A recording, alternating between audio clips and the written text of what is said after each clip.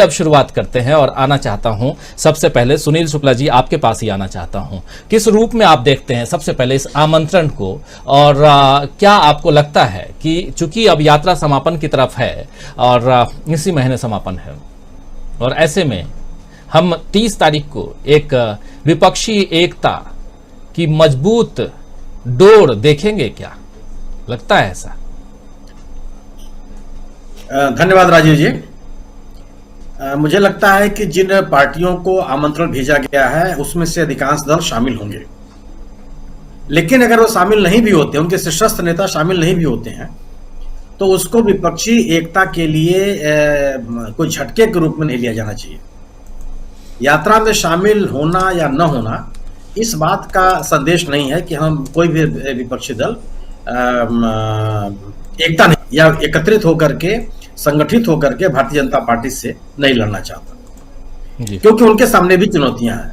उनके सामने चुनौतियां अस्तित्व क्या, ये सबको अंदाजा है, सबको एहसास है कि भारतीय जनता पार्टी को कोई भी राजनीतिक दल राष्ट्रीय पैमाने पर चाहे क्षेत्रीय स्तर पर अकेले अपने बूते नहीं हरा सकते, क्योंकि एक मजबूत संगठन है उनके पास, बहुत ज्यादा संसाधन है, सत्ता में वही है, और विभिन्न मुद्दों से राजनीतिक लाभ लेने का कौशल उनके पास है।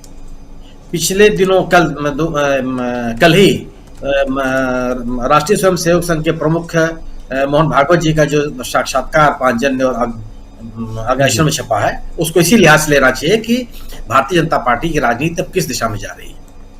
अगर आपको इन चीजों से मुकाबला करना है तो निश्चित रूप से सभी विपक्षी दलों को एकजुट होना ही पड़ेगा। निश्चित रूप से जिस तरीके से कांग्रेस ने स्वयं अपने स्तर से फैसला ले लिया कि आम आदमी पार्टी, AIMAM,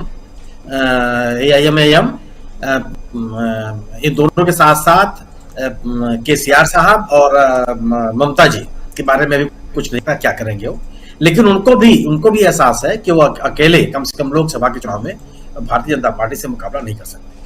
तब अगर मान लीजिए सही विपक्षी दल उन राज्यों में चुनाव लड़ने लगे तो मुझे लगता है कि गैर भाजपा विपक्षी दल जितने हैं उन सभी विपक्षी दलों को यह एहसास है कि भारतीय जनता पार्टी का मुकाबला मिलकर ही किया जा सकता है, और यह जन दबाव भी है। इस राष्ट्रीय जो प्रमुख दल हैं वो कांग्रेस को इनकार भी नहीं कर सकते। अगर वो इनकार करने का प्रयास करेंगे तो वह राजनीतिक परिणाम सामने नहीं आएंगे जिसकी चाहत जनता के अंदर है। राष्ट्रीय स्तर पर अकेली भारतीय जनता पार्टी का मुकाबला करने में अगर कोई सक्षम पार्टी है तो वो कांग्रेस है। कांग्रेस को ही सामने रख करके आप किसी विपक्षी एकता की कल्पना कर सकते हैं, और अगर कोई कांग्रेस को बाहर रख करके विपक्षी एकता की बात कर रहा है तो भारतीय जनता पार्टी का समर्थन कर रहा है, क्योंकि लोगों के मन में लोकसभा के चुनाव पर मुझे लगता है कि राष्ट्रीय दलों के राष्ट्रीय दल पहले पसंद होते हैं। राष्ट्रीय दल के सामने ही आप जो क्षेत्रीय दल हैं या स्थानीय दल हैं वो एकत्रित हों तो उसका ज्यादा लाभ मिलेगा। इसके अलावा कांग्रेस ही एक ऐसी पार्टी है जिसका कई राज्यों में एक बहुत प्रभावशाली संगठन है और सर्वाधिक मत है। कोई भी राज्य ऐसा नहीं है जहां पे कांग्रेस का मत न हो और कांग्रेस के नेताओं की अपील न हो। राहुल गांधी ने अपनी इस यात्रा के माध्यम से जो सबसे बड़ी ताकत दी है वो विपक्ष को ही दी है। कांग्रेस को जो उन्होंने ताकत तो दी है, लेकिन विपक्ष को बहुत बड़ी ताकत दी कि कम से कम असहमति के लिए एक आवाज बुलंद की जा सकती है और उसके लिए संघर्ष किया जा सकता है। और जब आप संघर्ष करेंगे तो लोग भी आपके साथ उतरेंगे। जिस बड़े पैमाने पर इन 10-11 राज्यों में राहुल गांधी की पदयात्रा मिला है, वो इस बात का भी संदेश है जनता की ओर से कि विपक्ष को एक होकर के भारतीय जनता पार्टी का मुकाबला करना पड़ेगा, और निश्चित रूप से उसमें व्यक्ति महत्वपूर्ण नहीं होगा। अगर आप कभी भी अगर आप किसी बड़े दल का मुकाबला करते हैं तो व्यक्ति को सामने नहीं रखा गया। ये भारतीय संसदीय इतिहास भी इस बात का गवाह है।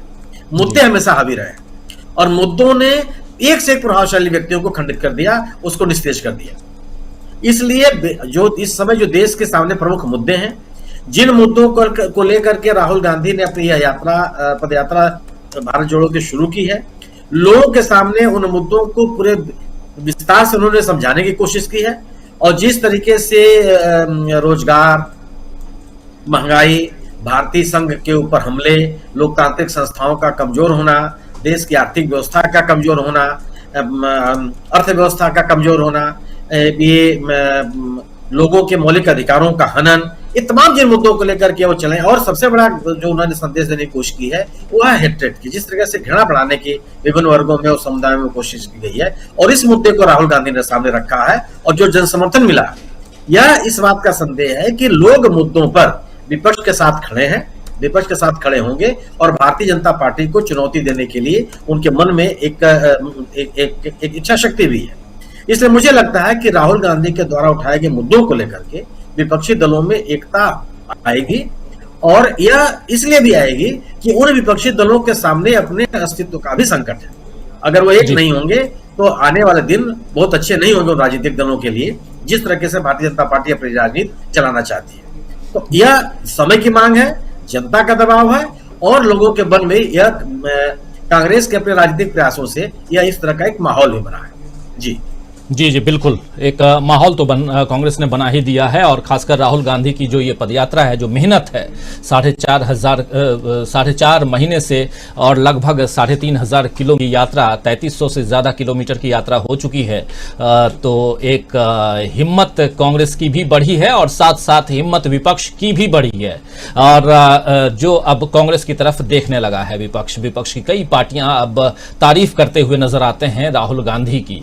और यहीं से शुरुआत होती है विपक्षी एकता की, और यहीं से हिम्मत बढ़ती है मल्लिकार्जुन खड़गे की कि वो पर्सनल चिट्ठी ही सही, और इसलिए पर्सनल चिट्ठी की जो शुरुआत में कह भी चुका हूं, क्योंकि इस यात्रा को राजनीतिक यात्रा कांग्रेस ने नहीं कहा है। अगर ये राजनीतिक यात्रा नहीं है तो राजनीतिक दलों को आप क्यों बुला रहे हैं, ये सवाल उठेगा। इसीलिए शायद खड़गे साहब ने चिट्ठी पर्सनल लेवल पे लिखी है, लेकिन इस चिट्ठी को लेकर के बहुत ज्यादा चर्चा